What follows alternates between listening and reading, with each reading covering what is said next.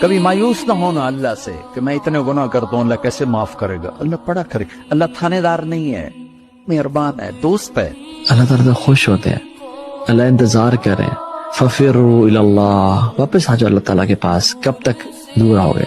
عد إلى الله ولو أذنبت 1000 مرة، عد إلى الله ولو أذنبت 1,000,000 مرة. Rasul sallallahu alaihi wasallam said that a young person who's constantly repentant, coming back to Allah, repenting from their sin and coming back, doing the sin and coming back and trying, always up and down and not giving up, is one of the beloveds of Allah subhanahu wa ta'ala. These people special to Allah subhanahu wa ta'ala. کہ میں جانتا ہوں کہ تم اللہ کی طرف آؤ گے تو آؤ گے کبھی نہ کبھی، کیونکہ اللہ کے علاوہ تمہارا کوئی نہیں ہے۔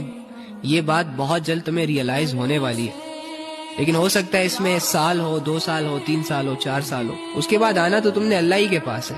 Come back to Allah. Don't you understand? He loves you. You will never find happiness. You only find it with the Lord of happiness, Allah.